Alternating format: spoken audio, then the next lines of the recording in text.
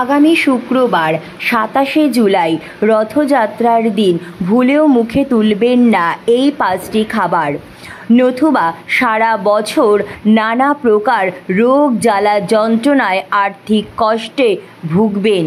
উপার্জনের অর্ধেকের বেশি টাকা চলে যাবে চিকিৎসার পিছনে। তাই আজই সাবধান হয়ে যান। রাধে রাধে বন্ধুরা, আপনাদের নতুন আরেকটি ভিডিওতে আরও একবার অনেক স্বাগত। আশা করি আপনারা ঈশ্বরের কৃপায় খুব ভালো আছেন এবং সুস্থ আছেন। সামনেই আসতে চলেছে রথযাত্রা।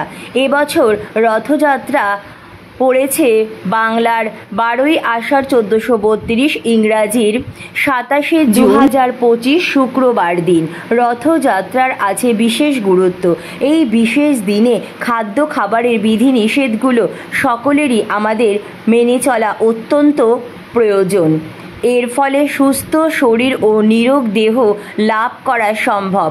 পরিবারে সুখ শান্তির পরিবেশ বজায় থাকবে।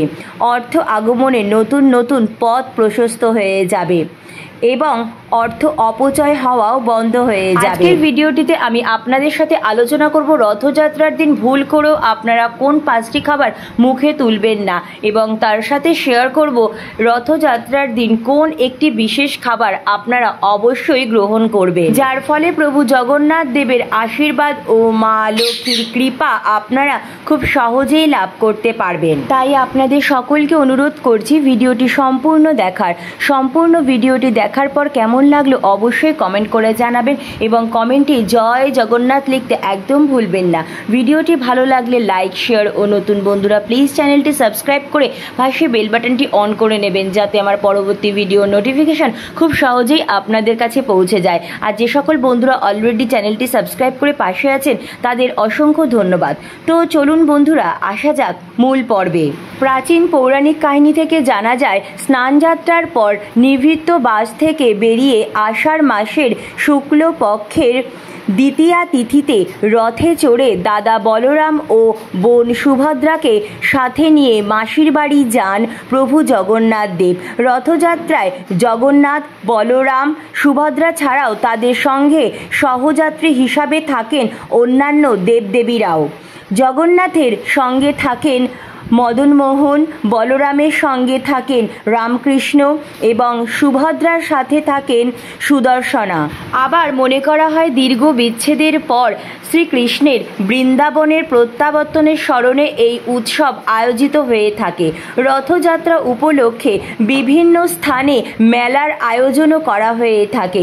রথযাত্রা উপলক্ষে পুরীর রথে প্রভু জগন্নাথ দেবের দর্শন হওয়া খুবই সৌভাগ্যের মনে করা হয়।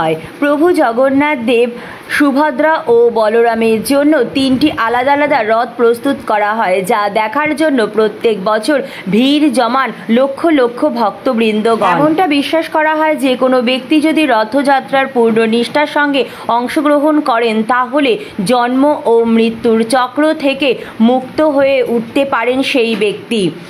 শুক্লপক্ষের দ্বিতীয়া তিথিতে রথে চড়ে দাদা বলরাম ও বোন সুভদ্রাকে সাথে নিয়ে মাসির বাড়িতে প্রভু জগন্নাথ দেব যান। এই উপলক্ষে এই তিথি মেনে গণ্ডিজা মন্দিরে জগন্নাথ দেবের রথযাত্রা আয়োজিত হয়। এই যাত্রাকে সোজা রথ বলা হয় এবং এ ৭ দিন পর মন্দির থেকে দেবতারা ফিরতি যাত্রাকে উল্টো রথ যাত্রা বলা হয়। জগন্নাথ জগতের নাথ। প্রভু জগন্নাথ দেব শ্রী বিষ্ণুর অবতার এবং শ্রীকৃষ্ণর অবতার রূপে মানা হয়। স্কন্দপুরাণ, ব্রহ্মপুরাণ, নারদ পুরাণ, পদ্মপুরাণে জগন্নাথের রথযাত্রা উল্লেখ রয়েছে। প্রচলিত বিশ্বাস অনুযায়ী রথের দড়িতে টান দিলে জ্ঞানে বা অজ্ঞানে করা সমস্ত পাপ ধুয়ে মুছে যায়। তাই যদি বন্ধুরা আপনাদের বাড়িতে প্রভু জগন্নাথ দেবের কোনো বিগ্রহ বা আলেখ্য থাকে, সেক্ষেত্রে অবশ্যই রথযাত্রার দিনে প্রভু জগন্নাথ দেবের বিশেষ পুজো অর্চনা করবেন এবং জগন্নাথ দেবকে তার প্রিয় ভোগ অবশ্যই নিবেদন করার চেষ্টা করবেন। যদি আপনার সাধ্য সামর্থ্য কম থাকে সেক্ষেত্রে আপনারা অবশ্যই বাতাসা, সাদা মিষ্টি এবং তুলসী পত্র সহযোগে অবশ্যই প্রভুকে ভোগ নিবেদন করবেন। প্রভু জগন্নাথ দেবের কাঁঠাল অত্যন্ত প্রিয়, তাই বন্ধুরা, রথযাত্রার দিনে প্রভু জগন্নাথ দেবকে আপনারা কাঁঠালের ভোগ নিবেদন করার চেষ্টা করবেন। এটা অত্যন্ত শুভ বলে মানা হয় এবং তারপরে আপনারা বাড়ির প্রত্যেক সদস্যরাই প্রভু জগন্নাথ দেবের প্রসাদী সেই কাঁঠাল ভোগ প্রসাদ গ্রহণ করবেন। যদি আপনার বাড়িতে প্রভু শ্রী জগন্নাথ দেবের বিগ্রহ বা আলেখ্য না থাকে, সেক্ষেত্রে আপনারা ভগবান শ্রীকৃষ্ণের পূজা আরাধনা অবশ্যই করবেন এবং তাকে আপনারা প্রভু শ্রী জগন্নাথ রূপে পুজো করতে পারবেন। সারা বছর সুস্থ ও নিরোগ থাকতে অবশ্যই প্রভু শ্রী জগন্নাথ দেবের ভোগ প্রসাদ রথযাত্রার দিন গ্রহণ করবেন। এর ফলে সুস্থ শরীরে থাকতে পারবেন সারা বছর। এবং কিছু কিছু খাবার আছে যেগুলো রথযাত্রার দিনে বা উল্টো রথযাত্রার দিনে ভুল করেও মুখে তুলবেন না, যার ফলে পরিবারে নানা রকম বাধা বিপত্তি, গৃহ অশান্তি, বাস্তু দোষ, রোগ ব্যাধি, আর্থিক সমস্যা লেগেই থাকবে।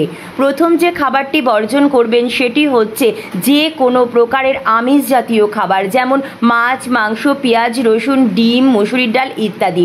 রথযাত্রার দিনে বাইরে থেকে কোনো খাবার খাওয়াও একদম এড়িয়ে চলবেন। বিশেষ করে রেস্টুরেন্ট থেকে কোনো খাবার অর্ডার করেও খাবেন না, কারণ যখন আমরা কোনো খাবার অর্ডার করে খাই তখন আমরা জানি না যে তাতে কোনো পেঁয়াজ, রসুন বা আমিষ জাতীয় কিছু ব্যবহার করা হয়েছে কিনা। এই দিন বাড়ির কোনো সদস্য বাড়ির বাইরে গিয়েও যাতে আমিষ জাতীয় খাবার গ্রহণ না করে সেদিকেও খেয়াল রাখবেন। বাড়িতে কোনো রকম আমিষ জাতীয় জিনিস আনবেনও না এবং রান্নাও করবেন না। এই দিন অবশ্যই নিরামিষ আহার গ্রহণ করবেন। রথযাত্রা একটি অত্যন্ত পবিত্র দিন। এই দিন কোনো শুভ কাজ করার জন্য পঞ্জিকা দেখার প্রয়োজন হয় না। কোনো প্রকারের শুভ কাজ, যেমন গৃহপ্রবেশ, জমি ক্রয় বিক্রয় ইত্যাদি নানা রকম শুভ কাজ আপনারা এই রথের দিন অবশ্যই করতে পারবেন। দ্বিতীয় যে জিনিসটা রথের দিন আপনারা ভুল করেও মুখে তুলবেন না, সেটা হচ্ছে যে কোনো প্রকারের নেশা জাতীয় জিনিস। রথযাত্রার দিনটি অত্যন্ত পবিত্র একটি দিন। সনাতন ধর্মাবলম্বীদের কাছে এই দিনটি অত্যন্ত মাহাত্ম্যপূর্ণ, তাই এই দিনে বিধি নিষেধও রয়েছে বিশেষ। তাই এই দিনে কোনো নেশা জাতীয় দ্রব্য গ্রহণ করা একদমই উচিত নয়। এই দিন খুব সকাল সকাল পারলে ব্রাহ্ম মুহূর্তে শয্যা ত্যাগ করবেন। ঘুম থেকে উঠে বাসি বিছানায় হাত জোড় করে প্রভু জগন্নাথ দেবকে মনে মনে স্মরণ করে প্রণাম জানিয়ে দিনটি শুরু করবেন। এরপর ঘর বাড়ি ভালো করে পরিষ্কার পরিচ্ছন্ন করে নেবেন। বাড়ির সদর দরজাও পরিষ্কার পরিচ্ছন্ন রাখবেন। সদর দরজায় 1 ঘটি জল ঢেলে দেবেন।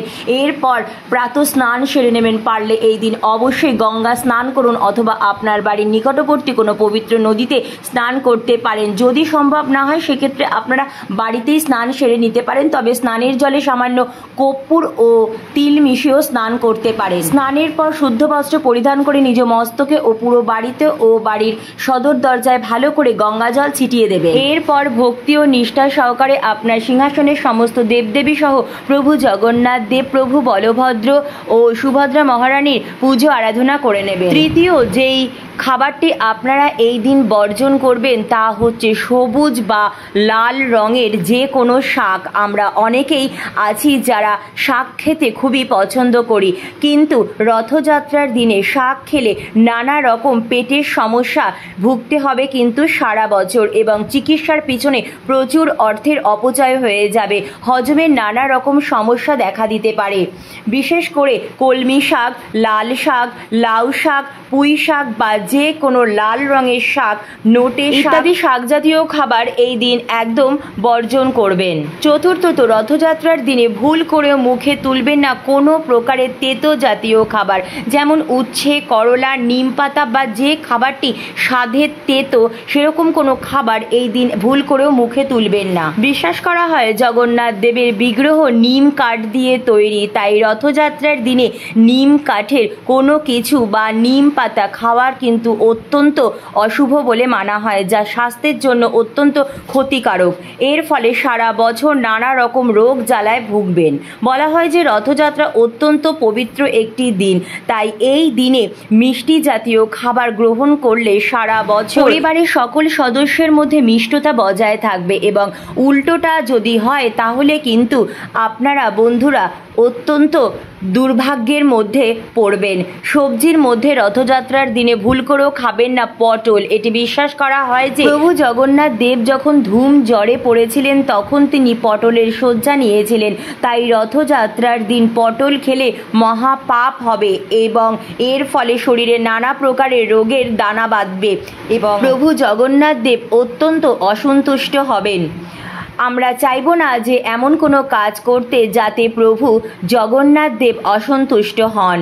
আমরা চাইব যেন প্রভু শ্রী জগন্নাথ দেবের আশীর্বাদ ও কৃপা সারা বছর আমাদের উপর বজায় থাকুক। খেয়াল রাখবেন যখন রথ দর্শন করতে যাবেন তখন কিন্তু জুতো পরে একদম যাবেন না। রথের দড়ি যখন টানবেন অবশ্যই খালি পায়ে টানবেন এবং আপনারা যখন রথ টানবেন তখন কিন্তু একদম খালি হাতে রথ টানবেন না।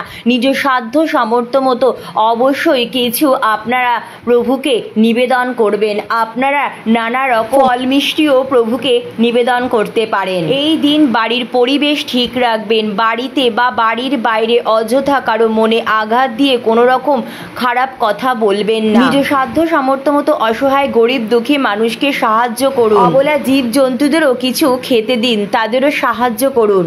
তো বন্ধুরা, আজকের মতো এইটুকুই। রথযাত্রার অনেক শুভেচ্ছা অভিনন্দন জানিয়ে আজকের ভিডিওটি এখানেই শেষ করলাম। অনেক অনেক ধন্যবাদ ভিডিওটি দেখার জন্য। জয় জগন্নাথ। রাধে রাধে।